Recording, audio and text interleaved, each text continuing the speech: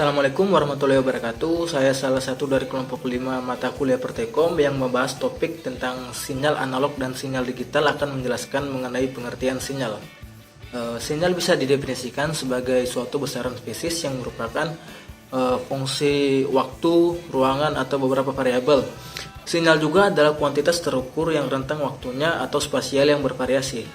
Nah, untuk sinyal secara umum yaitu suatu gejala fisika di mana satu atau lebih dari karakteristiknya melambangkan informasi. Sinyal itu sendiri dibagi menjadi dua, yaitu sinyal digital dan sinyal analog. Demikian penyampaian materi yang dapat saya sampaikan. Untuk selanjutnya saya serahkan kepada teman saya.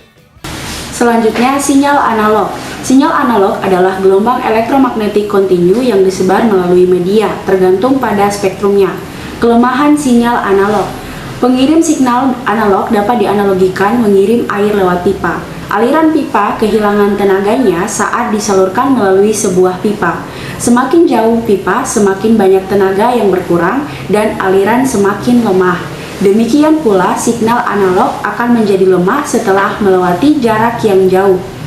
Aplikasi yang menggunakan sinyal analog diantaranya adalah radio AM, FM, input atau output audio video pada VCD player, TV konvensional, speaker, dan handy talkie atau HP. Selanjutnya saya akan menjelaskan terkait dengan sinyal digital. Sinyal digital merupakan sinyal data dalam bentuk pulsa yang dapat mengalami perubahan yang tiba-tiba dan mempunyai besaran 0 dan 1, sehingga tidak mudah. Tetapi transmisi dengan sinyal digital hanya mencapai jarak jangkauan pengiriman data yang relatif dekat. Biasanya sinyal ini juga dikenal dengan sinyal diskret. Sinyal digital memiliki kelebihan dibanding sinyal analog, yang meliputi yang pertama, kualitas suara lebih jernih, yang kedua, kecepatan lebih tinggi, dan yang ketiga, lebih dekat kesalahan. Kelebihan sinyal digital jika diterapkan pada teknologi, yang pertama, untuk menyimpan hasil pengolahan. Sinyal digital lebih mudah dibandingkan sinyal analog. Misalnya dapat menggunakan media digital seperti CD, DVD, flash disk, dan hard disk. Sedangkan sinyal analog, media yang digunakan adalah pita magnetik. Yang kedua, lebih kebal terhadap noise karena bekerja pada level 0 dan 1. Yang ketiga, lebih kebal terhadap perubahan temperatur. Dan yang keempat, lebih mudah pemrosesannya. Kelemahan sinyal digital. Yang pertama, memerlukan lebih banyak transistor untuk penyerapan pada aplikasi tertentu. Tetapi, kelemahan ini tertutupi dengan berkembangnya teknologi semikonduktor.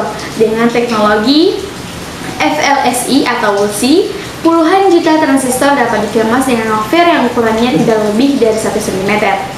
Yang kedua, pada banyak situasi, responnya lebih lambat dari sinyal analog yang setara dengannya, tetapi dapat dibatasi dengan penerapan teknik operasi sinyal dan pemrosesannya paralel. Selanjutnya, aplikasi yang menggunakan sinyal digital. Yang pertama ada WiFi, yang kedua GPS, yang ketiga Bluetooth, dan yang keempat sinyal GSM dan turunnya, dan yang kelima TV kabel. Di sini saya akan menjelaskan terkait perbedaan sinyal analog dan sinyal digital.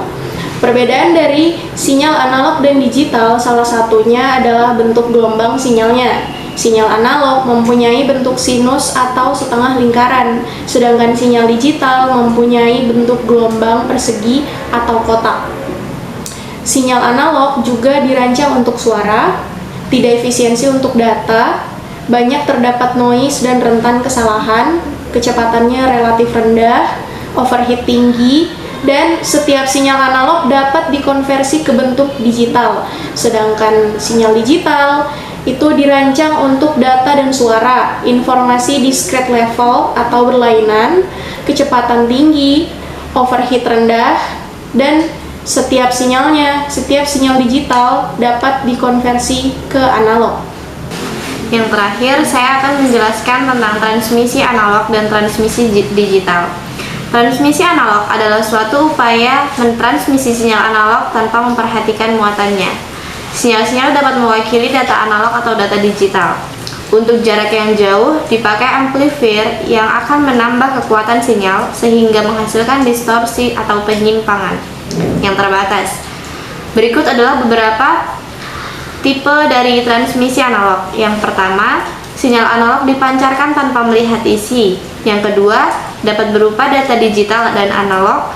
Yang ketiga, atenuasi atau penurunan tingkat berbatas atau besaran intensitas suatu cahaya setelah menempuh jarak tertentu.